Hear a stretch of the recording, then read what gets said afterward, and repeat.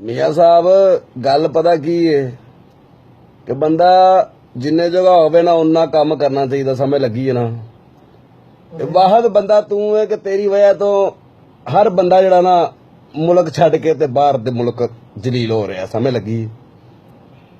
ਤੇ ਜੇ ਤੈਨੂੰ ਹਕੂਮਤ ਮਿਲੀ ਸੀ ਤੇ ਤੂੰ ਥੋੜਾ ਜਿਹਾ ਗਰੀਬਾਂ ਦੇ ਬਾਰੇ ਕੋਈ ਸੋਚਦਾ ਹੈ ਤੇ ਕੋਈ ਹਿਸਾਬ ਕਿਤਾਬ ਲਾਉਂਦਾ ਕਿ ਸਾਡੀ ਪਾਕਿਸਤਾਨ ਦੀ ਆਵਾਮ ਬਾਹਰ ਜਾ ਕੇ ਜ਼ਲੀਲ ਹੁੰਦੀ ਹੈ ਤੇ ਕਿਉਂ ਹੁੰਦੀ ਹੈ।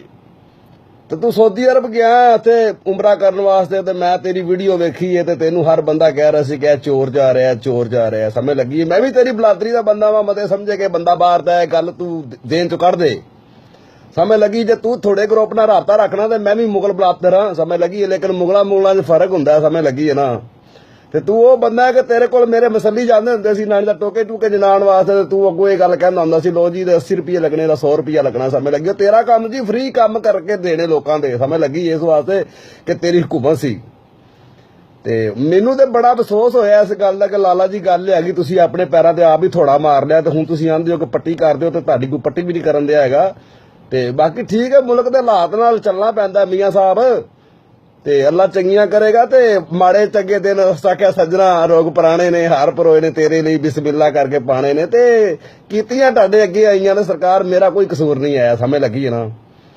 ਤੇ ਗੱਲ ਹੈਗੀ ਹੈ ਕੰਮ ਕੋਈ ਵੀ ਕਰਨਾ ਹੀ ਨਾ ਤੇ ਸੋਚ ਸਮਝ ਕੇ ਬੰਦਾ ਕਰਦਾ ਹੈ। ਜੇ ਹੁਕੂਮਤ ਕਰਨੀ ਹੈ ਨਾ ਤਾਂ ਬੰਦਾ ਸੋਚ ਸਮਝ ਕੇ ਕਰਦਾ ਹੈ। ਨਹੀਂ ਕਿ ਬਸ ਠੀਕ ਹੈ ਜੀ ਆਜੋ ਜੀ ਬਹਿਜੋ ਜੀ। ਨਹੀਂ ਇੱਕੋ ਸ਼ਿਵਪੁਰੇ ਦਾ ਨਾਨੀ ਦਾ ਤੂੰ ਬੰਦਾ ਰੱਖਿਆ ਬੜਾ ਸੁੱਕਾ ਚੌਧਰੀ ਹੈ।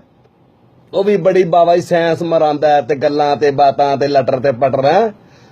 ਤੇ ਹੁਣ ਵਾਰੀ ਉਹਦੀ ਸਾਈਆਂ ਨੇ ਉਹਨੂੰ ਦੱਬਣਾ ਇੰਜ ਦੱਬਣਾ ਕਿ ਜਿਵੇਂ ਨਾਨੀ ਦਾ ਕਵਰ ਦੇ ਵਿੱਚ ਮੁਰਦਾ ਨਹੀਂ ਦੱਬਦਾ ਇੰਜ ਦੱਬਦੇ ਨੇ। ਤੇ ਗੱਲ ਕਰਨ ਦਾ ਮਤਲਬ ਹੈ ਮੀਆਂ ਸਾਹਿਬ ਹੋ ਸਕੇ ਚੰਗੇ ਜੇ ਨਾ ਕਰੀਏ ਸਲੂਕ ਸੱਜਣਾ ਤੇ ਨੇੜੇ ਨਹੀਂ ਲੱਗਦੇ ਮਸ਼ੂਕ ਸੱਜਣਾ ਹੈ।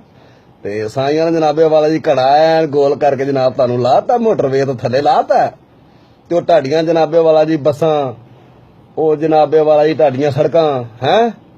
ਸੜਕਾਂ ਬਣਾਈ ਜਾਵੀ ਹੋਰ ਕੋਈ ਕੰਮ ਨਾ ਕਰੀ ਦੁਨੀਆ ਦਾ। ਵਾਂ ਜਲੀਲ ਹੋ ਰਹੀ ਹੈ ਭੁੱਖੀ ਮਰ ਰਹੀ ਹੈ ਤੂੰ ਇਹਨੂੰ ਬਸ ਇਹ ਸੜਕਾਂ ਬਣਾਤੀਆਂ ਜੀ ਇਹ ਜਨਾਬ ਮੈਟਰੋ ਚੱਲ ਰਹੀ ਹੈ। ਬੰਦਾ ਪੁੱਛੇ ਮੈਟਰੋ ਕੀ ਕਰਨੀ ਹੈ।